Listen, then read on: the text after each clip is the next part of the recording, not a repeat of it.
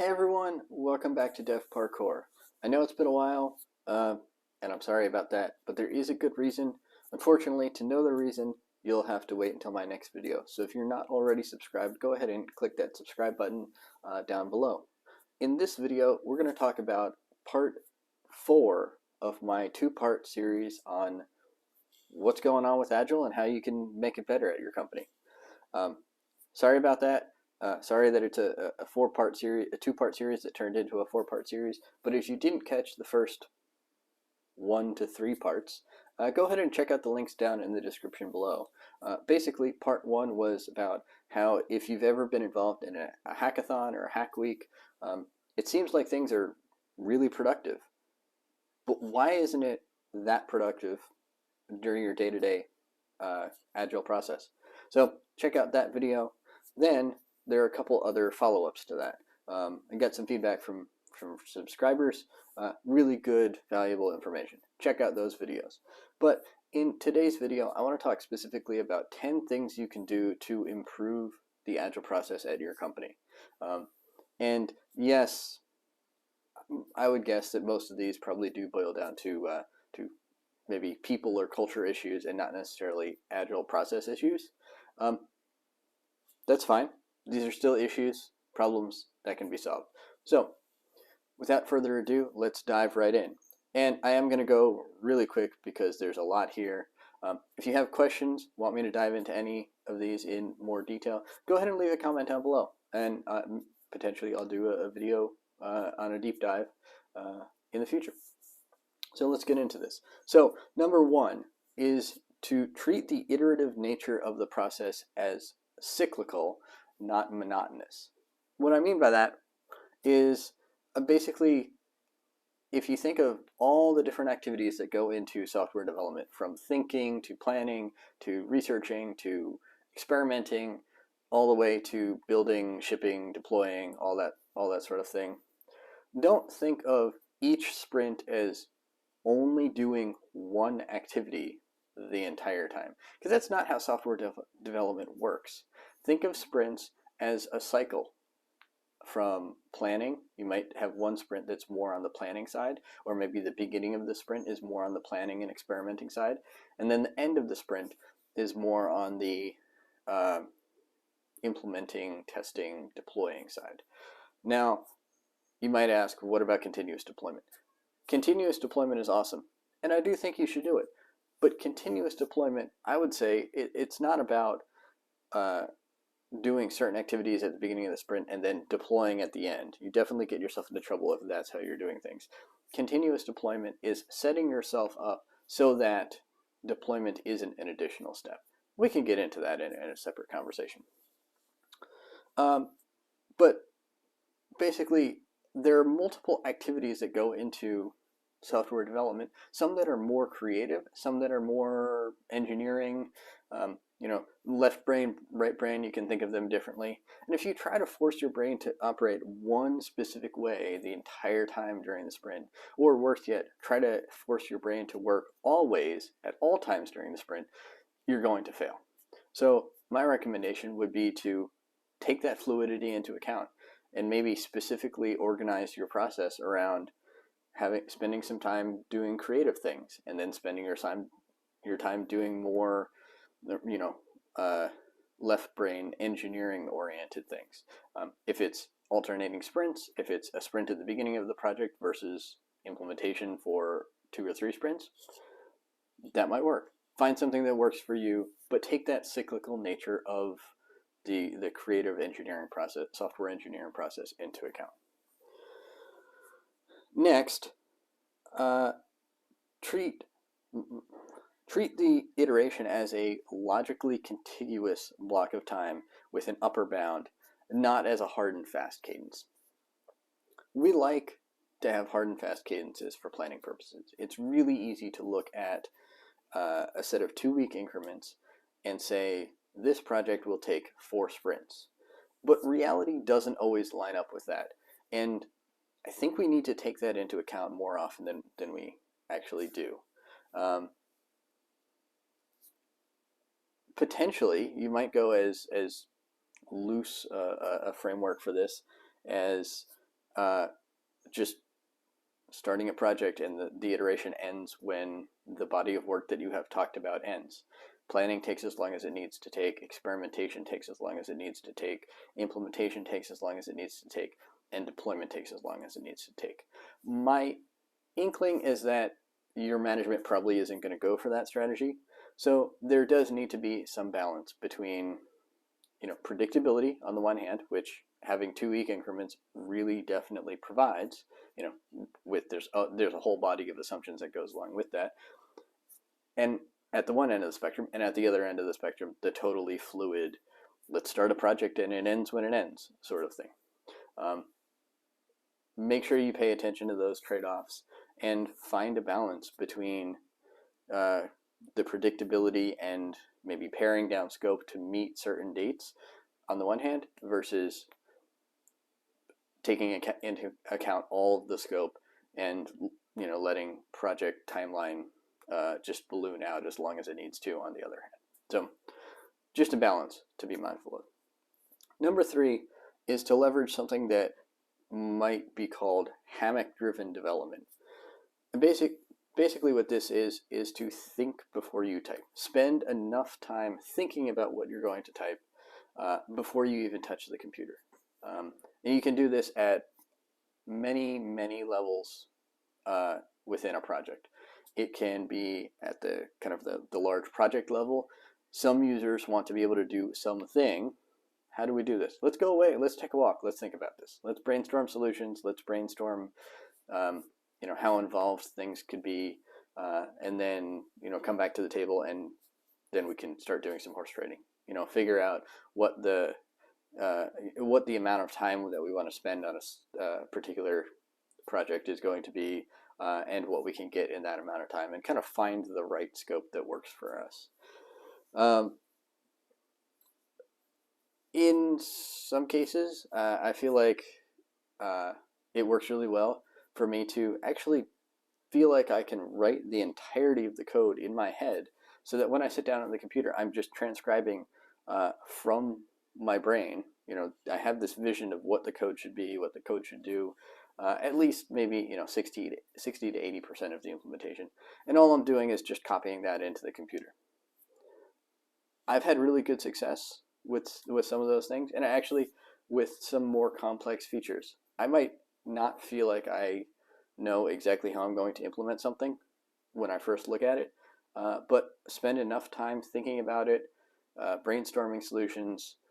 Eventually the implementation will become clear. Actually, had this happen a few days ago.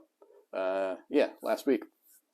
I was stuck on a particularly troublesome piece of code, and then all of a sudden I had this realization because I wasn't writing any of the code. I was thinking about it. I spent multiple days thinking about it, not writing it.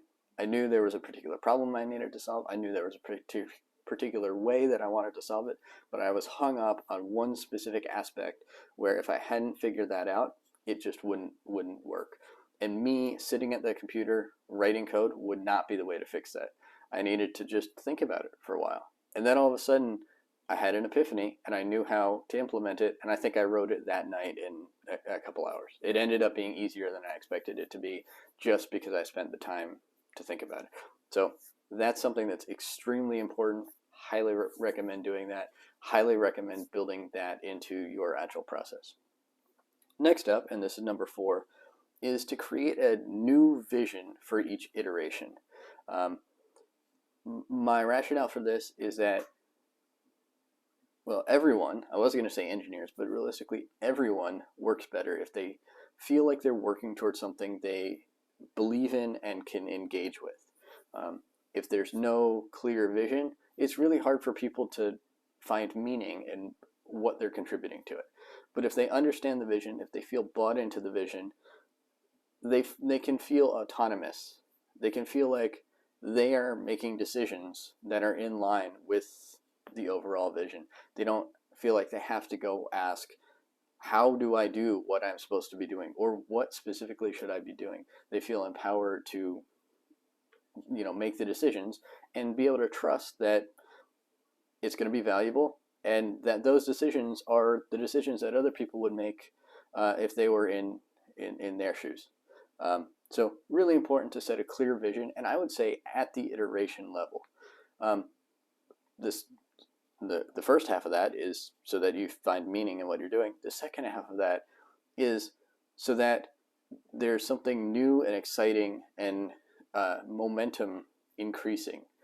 So it's not just, oh, this iteration, we're working on the same thing we did last iteration. It might still be meaningful, it might still be valuable, but it doesn't feel new and exciting anymore.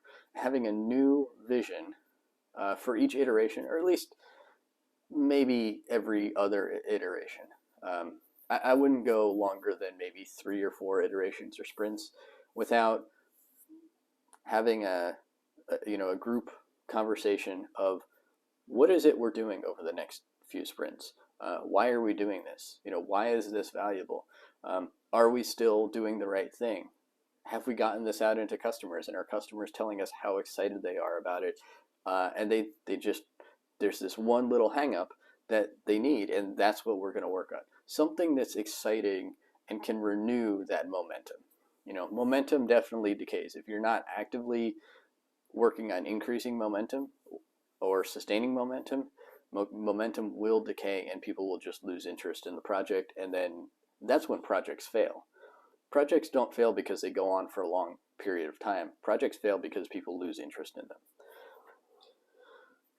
Next up, number 5, is to spend as much time planning up front as helps you define what you'll do when you sit down at the keyboard. So this is a little bit different than hammock time, doing hammock-driven development. This is, make sure you understand what the feature is, so that when you start getting into the implementation phase, you have an understanding of what you'll be doing and can start making those decisions. So lack of planning leads to guessing. Guessing leads to shortcuts, poor architecture, and bugs. And just because you're planning doesn't mean, or I should say this a different way. Implementation is not the only time you can write code. You can write code while planning. You can write code while experimenting. It's okay to write code while experimenting. Some teams specifically call this spike. Whatever you want to call it, that's great. If you have a name for it, great. If you don't have a name for it, that's fine too. But this activity, this behavior, is important and critical to the creative side of the engineering process. So make sure that you are planning and not guessing. Make sure that you write code if you need to in order to test out a theory. And probably most importantly, don't commit to building and delivering something until you're confident that you can. If you don't fully understand the problem, and if you don't fully understand how you're going to solve the problem, how do you know how long it's going to take?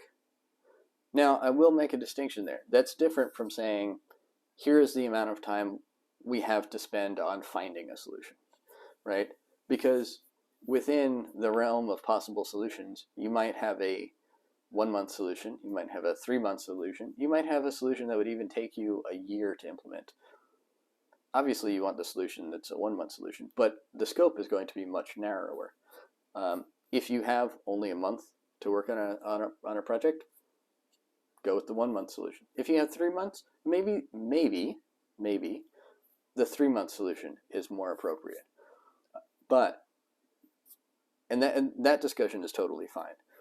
But if you don't know what the problem is and you don't know what the possible solutions will be, you can't even have that discussion. You can't even begin to think about committing to any particular timeline. So watch out for that. Number 6, take breaks. The brain needs rest. Most people, there are some exceptions to this rule where people can just spend ridiculous amounts of time churning out code and then crash, take a break. They do sleep. And it doesn't really follow like an 8-hour day or a 16-hour day or something like that. And I would say the likelihood is that they can do that long sprint of coding or implementing because they did a lot of the other stuff we already talked about up front, hammock-driven development, that sort of thing.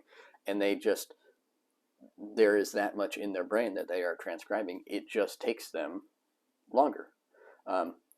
And when you're in that state, when you're in that flow state, it doesn't really take a whole lot of energy. When it does start taking energy is when you don't have all that information backing up what you're trying to accomplish.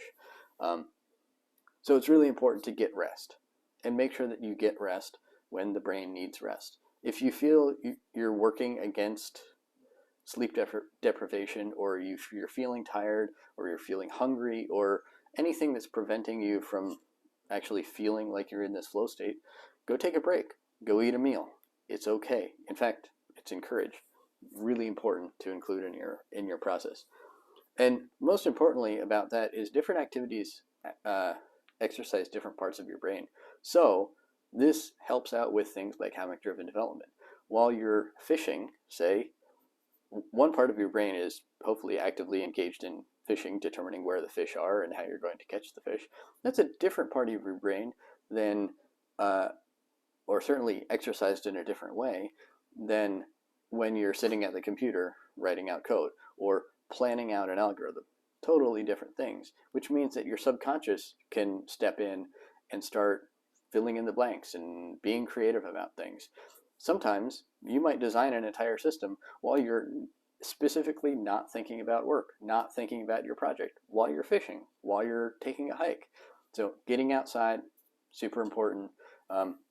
Not going to get into all the psychological studies about this, but doing things that aren't work and writing code, really important to the software engineering process, as it turns out.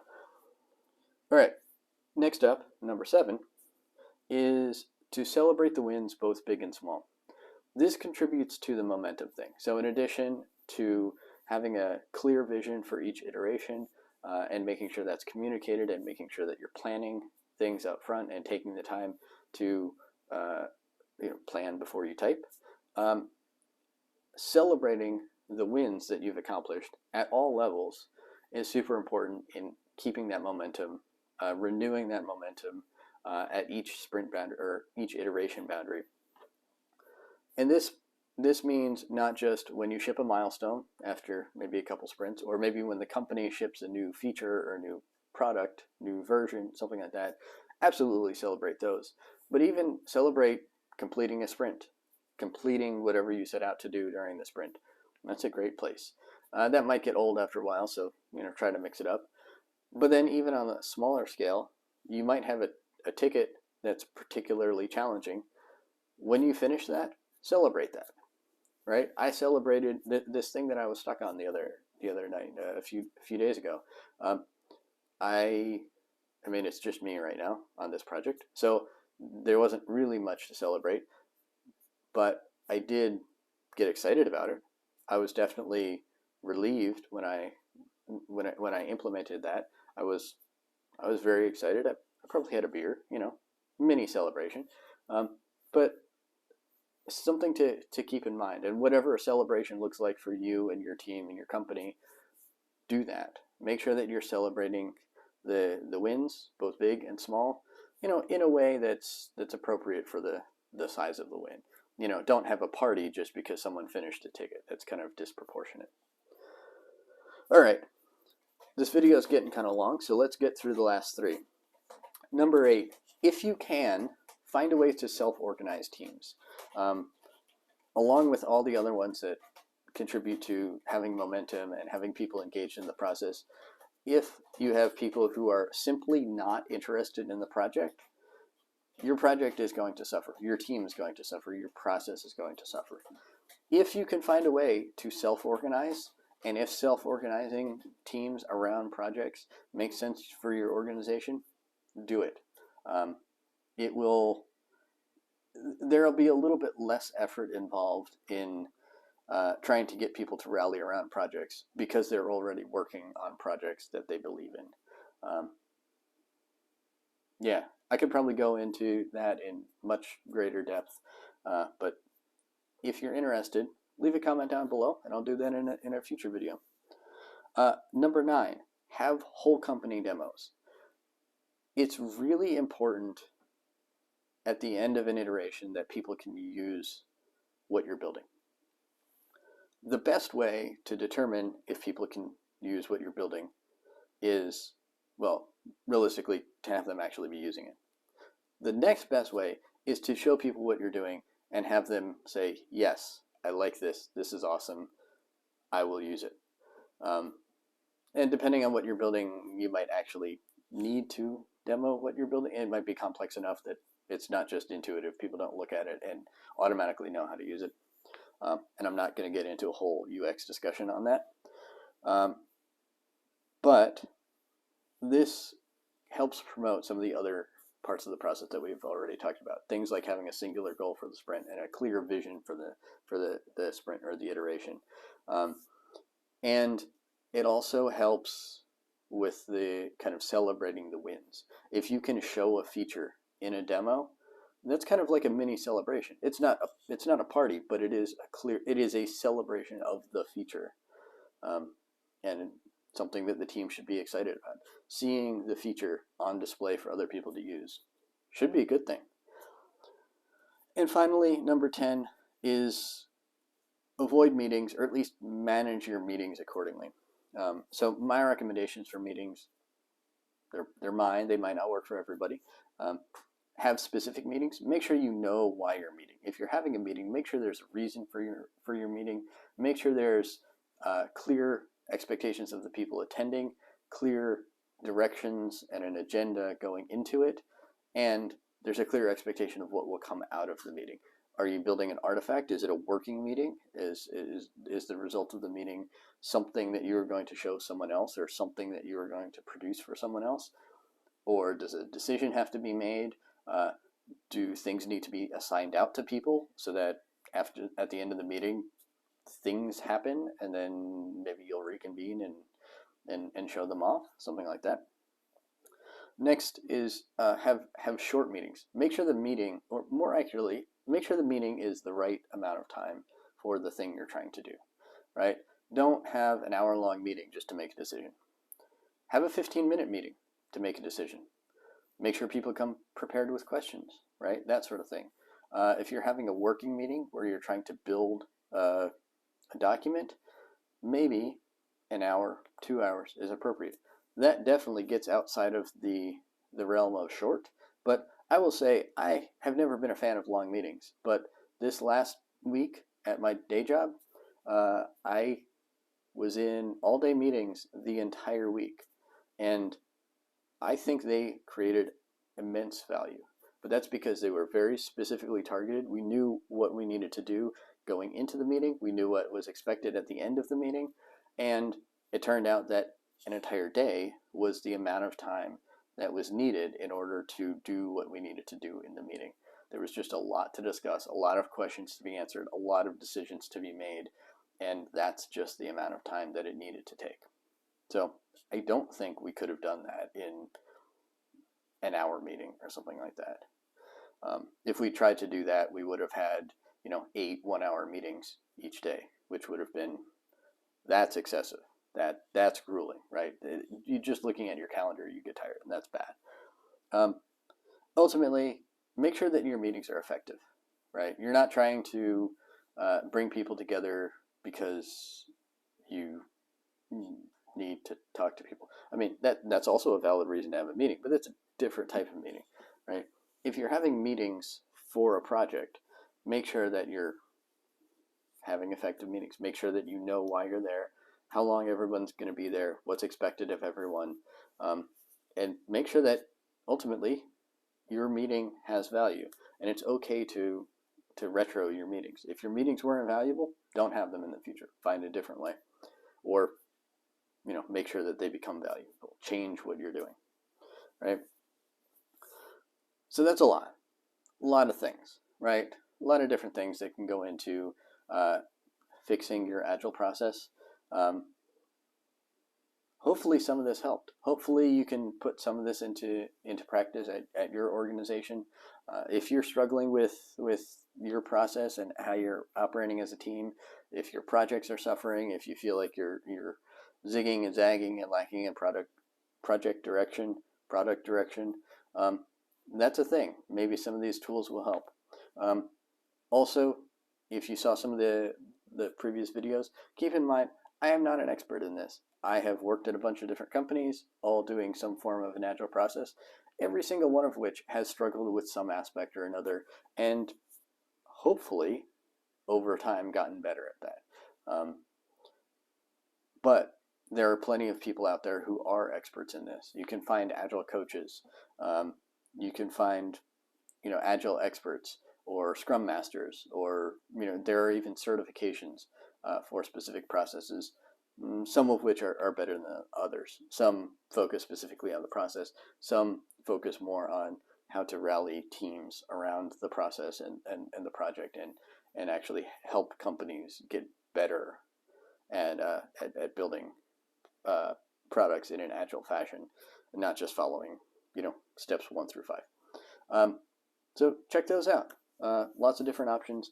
If you have specific questions, go ahead and leave a link or a comment down below, and I'll try to answer them. If I can't answer the question, I'll see if I can find someone who can.